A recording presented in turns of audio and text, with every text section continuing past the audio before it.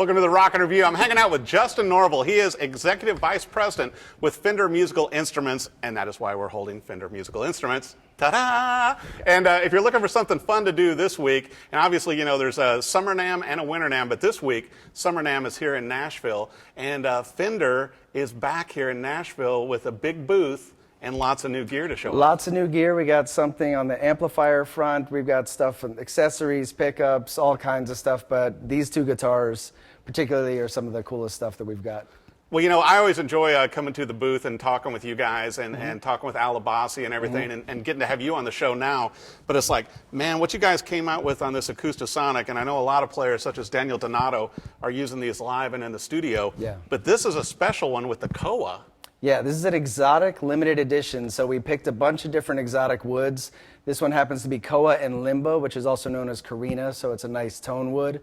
And the Acoustasonic is just a really cool instrument because basically, you know, we're a 70-some-year-old company, right. And so it's important to keep moving forward and keep evolving, keep giving musicians tools. So we honor the past and you know, everything that makes a 50s Tele great or a 50s Strat, but we are still waking up every day going, how do we make something new, something better, you know, and make just a new useful tool. Obviously the Acoustasonic, you know, you can get electric tones, acoustic tones, right. and do it all right there. And then just obviously having these limited editions is just a little bit of eye candy and a little bit of a different tone because it's different wood. Totally. You know, and what I thought was so great about these models too when you guys first released it, Justin, is it's so lightweight, but also you can decide on the different body styles, yes. you know, of acoustic that you want sonically, and then you can still achieve an electric sound also. Yeah. So for a lot of Nashville players and singer-songwriters, yeah. instead of packing 2-3 guitars, you throw this one on your back, you go down and play Broadway, you're going to be okay. One and done. So I mean, you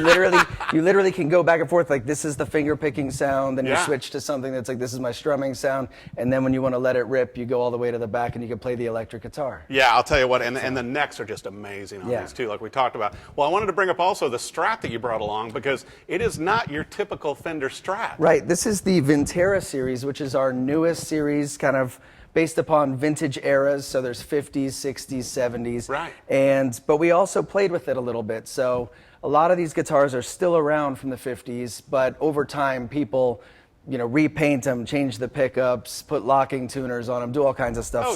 So that's what these are. This looks like a 50s Strat, right. But it's got hotter pickups in it. It's got some special switching. It's a cool circuit. Well, you know, and you and I were talking tuners. too on it, Justin, where with the switching, you can achieve Tele sounds and Strat sounds out of one instrument. Yeah, so you push the switch and it puts the neck pickup in. So usually when you're on a Stratocaster, you can't get those two pickups together, but you can on this one. That's like back when you had the three-way switch and you had to put like someone had to jam it in there and like really make it work.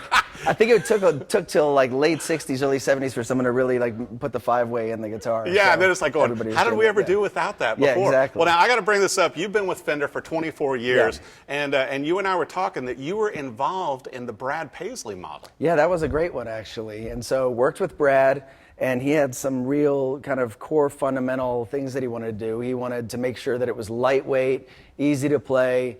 And then we actually went through his guitar rig with his guys and probably made a greatest hits package of about 3 of his favorite guitars. That's what he said, to where you guys came in and took all the measurements. Yeah, and it's like I like the paint of this one, I like the neck shape of this one, I like this thing, and then he goes, can you make it lightweight? And we actually had to go back and figure out how to use multiple types of woods in kind of a puzzle format inside the body of the guitar, but it makes every single one of those guitars super lightweight. Well, you know, and what's so incredible to me with the Brad Paisley, you know, Fender Telecaster is that the neck is incredible, and then it's got the lighter body. You guys relicked it some, and then the pickups sound amazing. And so when you're talking to Brad, he's like, "Yeah, I'm playing one stock out on stage." It's just take something, like literally can send a couple guitars. We send them, they come out of the box, and he plays them. In fact, the recent thing that we did with Game of Thrones, that was a fresh out of the box Brad Paisley. Well, you said he had to like haul from Las Vegas to get over to you to record. Yeah, he had a show that night, and he wanted to be at the film, at the the thing that we did with the score, where all those guitars, Tom Morello, et cetera, everybody played the theme song.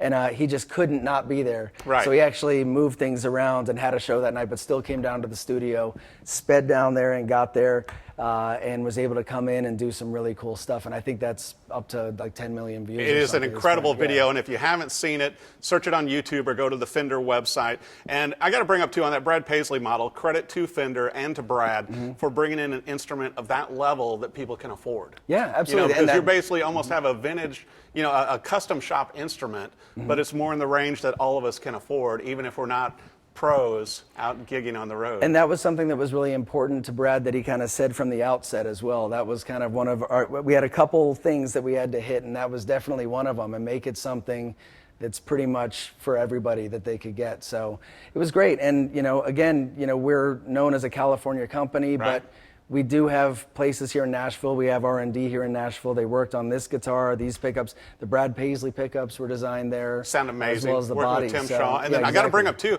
I was at the big announcement you guys did for the Chris Stapleton Princeton. Yes. And what an amazing amplifier. Unbelievable. It's sound-wise and everything, and it was like a who's who at RCA Studio A to come check that out. Yeah, and again, back in those days, no one knew that people would write books about these things and try to nail down exactly what was what. A lot of those amps will sound different. Right. So we had to make one that sounded exactly like Chris's, and he had a special speaker put in it and a bunch of different stuff. So well, it it's was funny, a lot too, of work. that, Chris found that one here in Nashville off Craigslist. Right. But it's like, that's his number one. Yeah. And if you're going to model one, he wanted it to be like number one. And that speaker's not made anymore, or whatever, but it's just, and the way that everything breaks in, because if you get a brand new amp, brand new speaker, it doesn't sound like one that's been played for 50 years. And I thought it was amazing that Celestion broke in the speaker. Yeah, exactly. And it's like, okay, well, it's like you're relicking the speaker. Yeah, that's all the work. I mean, it's really like forensic files when we get these things that we're doing. We really have to go in, do the forensics, figure out what makes everything tick, whether it's a guitar, an amplifier, or whatever. You got to get under the hood and really figure out what the key things are that make their thing unique. And I think it's all those nuances, even down to the feet on the bottom of the amplifier and the ground switch on the back of Chris's amplifier that really doesn't function, but he had to have it on there. Yeah, it's right if it's on there, Gone are the days of the two-prong plug where you'd step up to the mic and get a shock and figure out it has to go the other way. Those were exciting times. I think we both can relate to that. Yeah. Well, now, what are some of the amps you guys, obviously here at Summer Namm, with the Fender booth, you guys, are such a tradition of coming here to Nashville for it. What are some of the amplifiers you're going to be showing? Well, I mean, we have hand-wired amps like the Chris Stapleton, but one of the new things we're really excited to show is what's called the Tone Master, which is a deluxe reverb and a twin reverb, but they're actually digital amps that we've made that sound just like tube amplifiers. Wow. So everybody wants a tube amplifier, but this is a digital amp that weighs half as much. You can switch it down to 1 watt. Right. You can record out. You can have silent stage. You can do all kinds. So the flexibility of this amp, but there's no tonal compromise. So it's everything that you want to hear out of a deluxe reverb or a twin reverb. Because I'm a tube guy. Yeah. So I'm going to have to play it. Yeah, and we've been playing it with tube guys, for tube guys, and we're one of the few companies that's in both spaces, and so there is a Fender sound, and there is a sonic signature, so we had to make that right. Well, and Fender amps are such a fabric of Nashville. Yeah. To where if you go, down on Broadway, I would say that 75% of musicians are probably using a Princeton. Yeah. And so you got a few Fender players there. Yeah. We love it, man. It's Teletown. It's the best. Well, and also, you guys did so well with your acoustic amplifiers that you revamped a few years ago. Yep. Great sound and also lightweight. Lightweight and living room approved. Yes. We made with the which is good to keep the wives happy, right? Exactly. So it looks great in the house. Well, anything else new that we should look at when we come to Summer Namm this year? I mean, there's always a great amount of stuff. There's some new custom shop guitars, some signature models. We have a guitar with Lincoln Brewster that's coming out.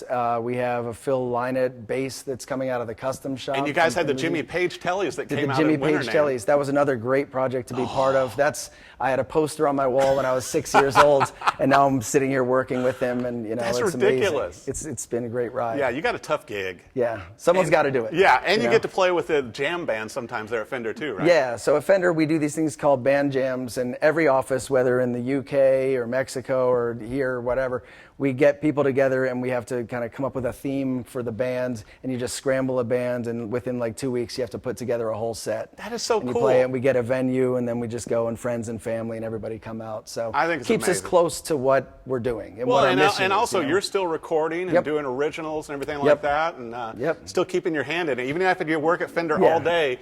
You know, as you said, your wife goes, really, you're coming home to play guitar still? Absolutely, 100%. It's in the blood, and you got to stay close to it, and I mean, it's such a passion, and it's such a great kind of thing just for your life, just for, you know, well-being. I think for everybody needs to play some kind of instrument or sing or something, participate. Yeah. I think it makes us all better people. Yeah, music is therapeutic. It's awesome. Well, I'll tell you what, be sure and come down to the Fender booth. Summer Namm is going on this week, and you can always go to the Fender Musical Instrument website, check out all the new stuff rolling out, and if you do stop by, ask for Justin Norvell, and maybe he'll talk some of this stuff with you. Thanks for watching The Rockin' Review. Thanks.